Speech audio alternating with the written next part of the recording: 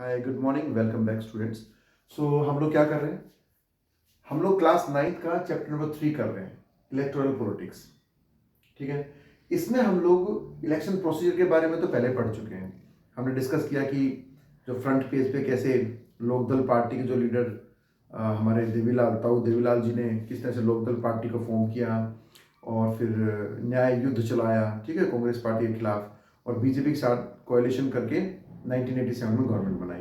उसके बाद हमने पढ़ा कि हमने सारे प्रोसीजर्स को पढ़ा कि भाई कैसे कैसे इलेक्शन कमीशन जो है कंडक्ट करता है इलेक्शंस को। उसमें हमने बहुत सारे टर्म्स भी पढ़े थे। तो आइए अभी ये कुछ इंपॉर्टेंट क्वेश्चन है, 3 क्वेश्चन यहाँ पे मैंने लिखे हुए हैं। एक तो है why do we need election, दूसरा है व्हाट मेक्स इलेक्शन डेमोक्रेटिक, और इसी से फिर इन्हीं पॉइंट्स को डिस्कस करने के बाद हम ये आंसर भी दे सकेंगे what makes elections democratic in India. तो देखिए 1, 2 क्वेश्चन, 3 and 4, ये 4 क्वेश्चन एक साथ अभी कवर करते हैं इस वाले पार्ट में, और इससे फिर पूरा चैप्टर ही खत्म हो जाएगा। ठीक है, एक पहला पार्ट आया था, उसमें हमने इससे पहले का जो इंपॉर्टेंट चीजें वो डिस्कस की थी, और ये अब जो सेकंड पार्ट में हम इस चैप्टर को फिनिश करते हैं और इसी में सारी चीजें कवर कर लेते हैं। तो देखिए सबसे पहले हम बात करते हैं why do we need elections. ये क्वेश्चन है, हमें इलेक्शंस की जरूरत क्यों पड़ती है? तो देखिए हमारा देश बहुत बड़ा है और बहुत सारे कल्चर और लैंग्वेज वाले लोग एक साथ रहते हैं। सबको पॉलिटिक्स में इंटरेस्ट हो ऐसा ही पॉसिबल नहीं है, सबको पॉलिटिक्स का नॉलेज हो ऐसा भी पॉसिबल नहीं है, और ये भी पॉसिबल नहीं है कि सारे लोग 135-40 करोड़ लोग हैं, डेली सब लोग बैठ करके एक नया प्रोग्राम नया पॉलिसी बनाने के लिए बैठेंगे। ये पॉसिबल नहीं है। क्या ये पॉसिबल है कि हर जब भी कोई नया कानून बनाया जाए तो सबको बुलाया जाए और सारे एक साथ बैठकर डिसीजन ले रहे हैं? ये पॉसिबल नहीं है। तो हम क्या करते हैं कि इलेक्शंस कंडक्ट करके लोगों की पसंद से, लोगों की चॉइस से उनके कुछ रिप्रेजेंटेटिव्स को ये रेस्पॉन्सिबिलिटी हैंड ओवर कर देते हैं। तो इलेक्शंस कंडक्ट कराने इसलिए जरूरी है। इलेक्शंस में क्या होता है कि हम जो वोटर्स हैं, जो सिटीजन्स हैं, वो अपने बिहाफ पर अपनी रेस्पॉन्सिबिलिटी जो है वो अपनी मर्जी से चुने हुए लोगों को एज ए रिप्रेजेंटेटिव इलेक्ट करके उनको हैंड ओवर कर देते हैं, और फिर वो हमारे बिहाफ पर जो है देश के एडमिनिस्ट्रेशन को चलाते हैं, पॉलिसीज को फ्रेम करते हैं, नए कानून बनाते हैं, पुराने कानूनों को अमेंड करते हैं। तो हमारे बिहाफ पर जो रिप्रेजेंटेटिव्स हैं ये फिर पूरे देश को की अर्थव्यवस्था को, पूरे देश के एग्जीक्यूशन को, पूरे देश के एडमिनिस्ट्रेशन को चलाते हैं। ठीक है, तो इसलिए why do we need elections? क्योंकि it is not possible for all the people to sit together and to take decision, and also all the people are not aware or not interested in politics, right? So that's why it is mandatory, it is essential for us that we give this responsibility to some elected members, to our representatives, जो हमारे प्रतिनिधि बन करके हमारे लिए काम करेंगे। So these leaders are required, this government is required to form so that they can make decisions on behalf of us. So ये क्वेश्चन हमारा हो गया, why do we need elections? तो अब आगे बढ़ते हैं, what makes election democratic? देखिए इलेक्शंस जो कंडक्ट हो रहे हैं हमारे देश के अंदर वो लोकतांत्रिक तरीके से होने चाहिए। लोग जो हैं वो अपनी चॉइस से अपने रिप्रेजेंटेटिव्स को सिलेक्ट करें या चूज करें, और वही लोग, वही रूलर्स जो हैं हमारे बिहाफ पर फिर डिसीजन मेकिंग करें, या हमारे बिहाफ पर फिर वो जो है रूल करें या कानून बनाएं। तभी जाकर के डेमोक्रेटिक जो स्ट्रक्चर हमने अडॉप्ट किया हुआ है, पहले तो मोनार्की सिस्टम होता था जहां पर कोई इलेक्शन नहीं होते थे और पीढ़ी दर पीढ़ी जो है हायरार्की फॉलो होती थी और राजा का बेटा राजा बनता था। तो उस टाइम पर तो इलेक्शन होते ही नहीं थे, और जो डिसीजन थे वो भी राजा अपने आप ही लेता था, एब्सोल्यूटिक पावर यूज करता था राजा, जो भी चाहे वो टैक्स लगा सकता था, जो भी चाहे वो ऑर्डर मैंडेट जो है जारी कर सकता था।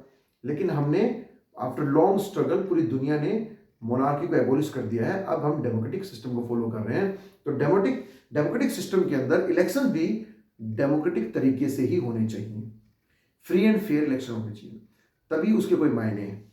तो देखिए व्हाट मेक्स इलेक्शन डेमोक्रेटिक, यानी कौन कौन से फीचर्स होने चाहिए डेमोक्रेटिक इलेक्शन के लिए, तभी हम कह सकते हैं कि इलेक्शन डेमोक्रेटिक है अगर ये फीचर्स फॉलो हो रहे हैं। तो पहला फीचर क्या है? Everyone should have right to choose, one person one vote one value. यानी कि एक देश के अंदर रहने वाले जितने भी नागरिक हैं, 18+ जो सिटीजन्स हैं, सबको हमारे कॉन्स्टिट्यूशन ने यूनिवर्सल एडल्ट फ्रेंचाइजी दी हुई है, सबको इक्वल वोटिंग राइट्स दिए हुए हैं, चाहे वो किसी भी कम्युनिटी से हो, किसी भी कास्ट से हो, irrespective of the caste, colour, religion, area we belong to. हम किसी भी कास्ट से हो, किसी भी रिलीजन से हो, हमारी कोई भी भाषा हो, हम सबको इक्वल वोटिंग राइट्स होने चाहिए। तो फिर क्या हमारे हिंदुस्तान में है?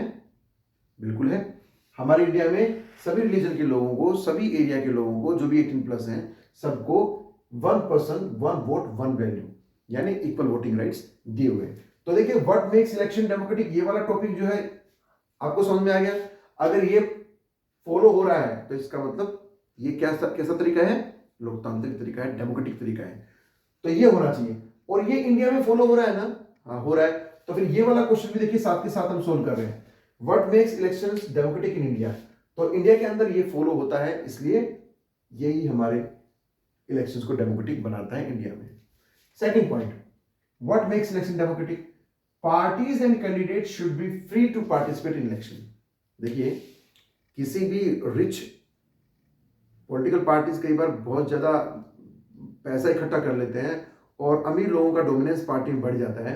तो क्या होता है, वो अमीर लोग अपनी मनी पावर और मसल पावर को यूज करके, अगर वही लोग इलेक्शंस में कंटेस्ट करते रहेंगे, तो गरीब लोगों का कोई भी ऐसा व्यक्ति भी हो सकता है जो जिसके पास पैसा नहीं है, लेकिन वो देश सेवा करना चाहता है, लोगों को सर्व करना चाहता है, अपने डेमोक्रेटिक तरीके से जो है लोगों को मतलब इकोनॉमी को रिवाइव करना चाहता है, देश की मेन स्ट्रीम में आकर के देश को हेल्प करना चाहता है।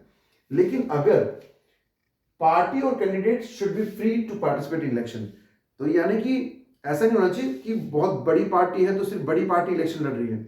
बहुत सारी छोटी छोटी पार्टीज में न्यूली फॉर्म्ड पार्टी हैं जिनके पास ना तो ज़्यादा सोर्सेज होते हैं और वो ज़्यादा उनके पास ना ज़्यादा फॉलोअर्स होते हैं और ना उनके पास ज़्यादा फंड होता है, ठीक है। तो उनको भी इक्वल हमारा जो ईसीआई है, इलेक्शन कमीशन ऑफ इंडिया है, उसको ये श्योर करना चाहिए कि जो भी पार्टीज हैं वो डेमोक्रेटिक तरीके से इलेक्शन लड़ें और अपनी मनी पावर मसल पावर को यूज ना करें। छोटी स्मॉल पार्टीज को एक मौका मिलना चाहिए। इसके अलावा कोई अगर इंडिविजुअल, कई बार क्या होता है कि कुछ कैंडिडेट ऐसे जो किसी पार्टी से इलेक्शन ना लड़ करके इंडिपेंडेंटली इलेक्शन लड़ना चाहते हैं, तो इलेक्शन कमीशन को ये चीज इंश्योर करनी चाहिए कि अगर कोई इंडिपेंडेंट कैंडिडेट भी लड़ना चाहता है तो वो भी, उसको भी आजादी होनी चाहिए, वो भी फ्री होना चाहिए to participate in the election. तो क्या ये इंडिया में फॉलो हो रहा है? हाँ जी, ये वाली चीज भी इंडिया में फॉलो हो रही है। इंडिपेंडेंट कैंडिडेट भी इलेक्शन लड़ते हैं और छोटी बड़ी सभी पार्टियों को इक्वल समझा जाता है, ठीक है। तो it means it is also one of the feature of election in our country, so this is in India as well being followed. Now third point, voter should have choice to elect. It means, देखिए बहुत सारे कुछ जैसे देश हैं जहां पर single party system, जैसे चाइना में खाली एक ही पार्टी सिस्टम है, वहां पर बहुत सारी पार्टी है, लोगों के पास चॉइस नहीं है। तो जब लोगों के पास चॉइस नहीं है, उनको एक ही लीडर को चुनना है या एक ही पार्टी को वोट करना है, तो फिर डेमोक्रेटिक फीचर तो खत्म हो गया। तो हम कह ही नहीं सकते वो डेमोक्रेटिक है। डेमोक्रेसी का पहला फीचर तो यही है, लोगों के पास चॉइस होनी चाहिए। तो अगर लोगों के पास एक ही पार्टी है और कुछ ही 1-2 लीडर्स हैं, तो हम उसको डेमोक्रेटिक नहीं कह सकते। लेकिन हमारे इंडिया के अंदर मल्टी पार्टी सिस्टम का अडॉप्ट किया गया है। बहुत सारी पार्टी हैं, 2500 से भी ज़्यादा पॉलिटिकल पार्टीज इंडिया में हैं जो कि रजिस्टर्ड है ईसीआई के पास। उनमें कुछ नेशनल पार्टी है, कुछ स्टेट लेवल पार्टी है, यानी रीजनल पार्टी है। तो दोस्तों, हमारे देश के अंदर हमारे वोटर्स के पास चॉइसेस दी गई है, तो इसलिए it makes election democratic in India. तो ये वाला फीचर भी हमारी कंट्री में फॉलो होता है और ये वाला फीचर होने से इलेक्शन डेमोक्रेटिक हो जाता है। उसके बाद है इलेक्शंस और choice should be offered again at regular interval. Election जो है एक पर्टिकुलर इंटरवल के, रेगुलर इंटरवल पे होने चाहिए। यानी सपोज हमने किसी गवर्नमेंट को कोई गवर्नमेंट फॉर्म हो गई, हमने इलेक्ट किया, गवर्नमेंट फॉर्म हो गई, तो ऐसा नहीं कि एक बार इलेक्शन हुआ अब वो गवर्नमेंट बन गई। अगर गवर्नमेंट को कॉन्टिन्यूस परमानेंट ऐसे ही चलने दिया गया और दोबारा इलेक्शन नहीं हुए, तो वो जो लीडर्स हैं या जो वो पार्टी, रूलिंग पार्टी है, वो अब बहुत ज़्यादा एब्सोल्यूटिक पावर उसके पास आ जाएगी और वो अपनी पावर को यूज करना शुरू कर देंगे, क्योंकि उनकी मोनोपोली हो जाएगी फिर, और उनको कोई भी डर नहीं रहेगा जीतने का या हारने का उनको कोई डर नहीं रहेगा। तो जब तक आपको किसी अपोजिशन पार्टी से, अगर कोई अपोजिशन पार्टी नहीं होगी, तो कोई चेक एंड कंट्रोल नहीं होगा फिर रूलिंग पार्टी के ऊपर।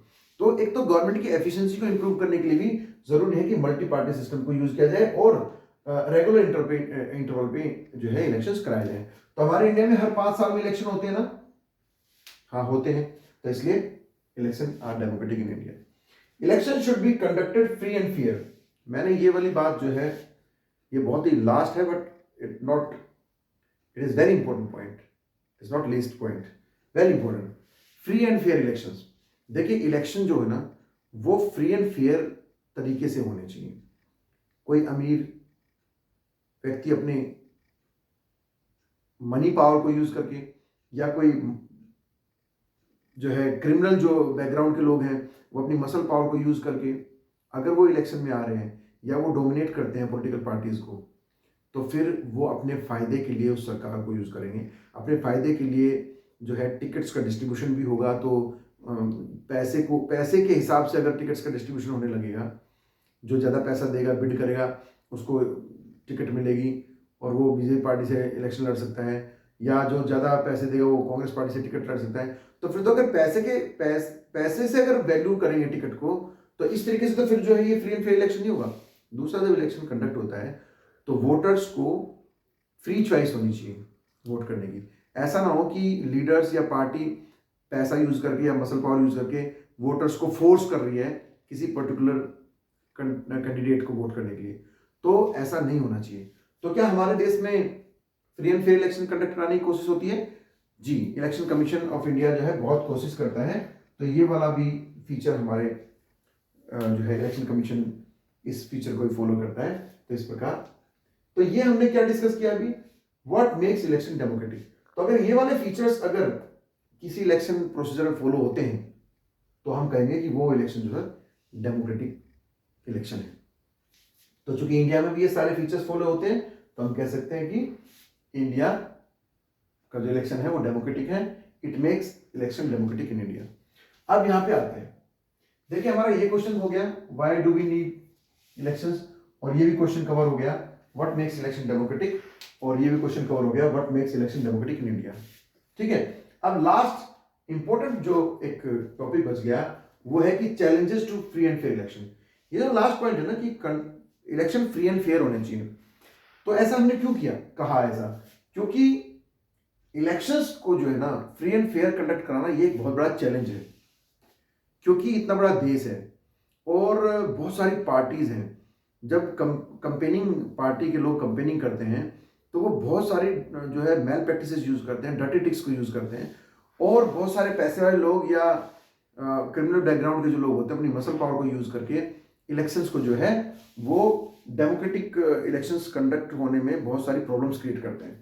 तो देखिए चैलेंजेस क्या हैं, challenges to free and fair election. हमारे देश में जो इलेक्शन है उनको फ्री एंड फेयर होने में क्या प्रॉब्लम्स हैं। देखिए money power, muscle power, dominance and approach of powerful rich people in political parties influence elections.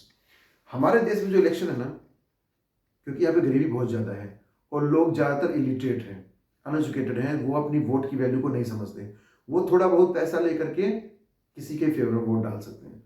In leaders को मालूम है कि ये जो लोग हैं इनको पैसा चाहिए या जो उनको चीज चाहिए वो इलेक्शन टाइम पे उनको वो चीज ब्राइब कर देते हैं, जिससे वो उनको अपने फेवर में कर लेते हैं और इस तरीके से अनफेयर मीन्स का यूज करके इलेक्शन जीत जाते हैं। पावरफुल और मसल पावर वाले जो लोग होते हैं वो अपने मनी पावर के बेस पर पैसा यूज करके, अच्छा उनकी अप्रोच भी होती है, बड़ी बड़ी जो पॉलिटिकल पार्टीज हैं, बीजेपी है, कांग्रेस है, नेशनल लेवल की जो पार्टी है और बाकी जो पार्टी हैं, इन पैसे वाले लोगों का, क्योंकि ये फंडिंग करते हैं, ये लोग फंडिंग करते हैं। जब पार्टी फंड की जरूरत होती है पार्टी को अपने एक्सपेंसेस को बियर करने के लिए, तो ये पैसे वाले लोग क्या करते हैं, इनको पैसा प्रोवाइड करते हैं।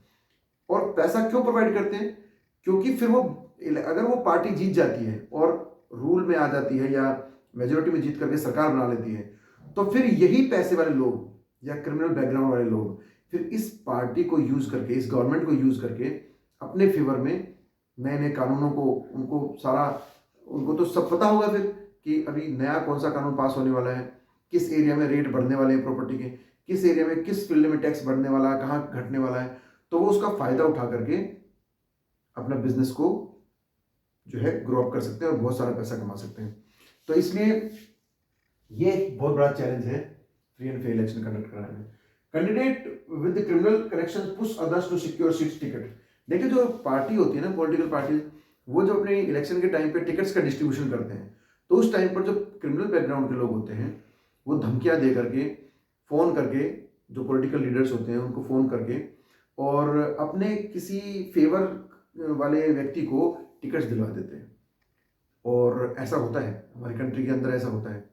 तो अगर इस तरीके से कोई क्रिमिनल बैकग्राउंड का व्यक्ति है और वो फ्रीली इस तरह से अपना डोमिनेंस बना के रखता है सोसाइटी के अंदर, ये सब चीज़ें हो रही हैं, तो गवर्नमेंट फिर क्या लुक आफ्टर कर रही है?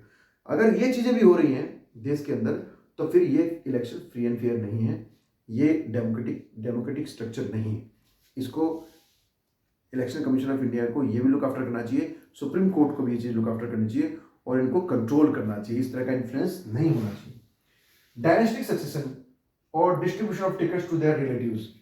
अक्सर ये चीज़ देखा जाता है हमारे देश के अंदर कि जो बड़ी बड़ी पार्टी हैं, जैसे कांग्रेस पार्टी है, वहाँ पर किसी एक फैमिली का डायनेस्टिक सक्सेशन होता रहता है। जैसे पंडित जवाहरलाल नेहरू पहले प्रधानमंत्री बने, फिर उन्हीं के परिवार में उन्हीं की बेटी इंदिरा गांधी प्रधानमंत्री बनी, फिर उन्हीं के परिवार, क्या कांग्रेस पार्टी बहुत बड़ी पार्टी है कांग्रेस पार्टी, उसके बाद फिर इंदिरा गांधी के बेटे राजीव गांधी प्रधानमंत्री बने, उसके बाद अब सोनिया गांधी, राहुल गांधी, इन लोगों का पूरा डोमिनेंस जो है एक पार्टी के अंदर, पूरी पार्टी में एक ही फैमिली का डोमिनेंस बना हुआ है।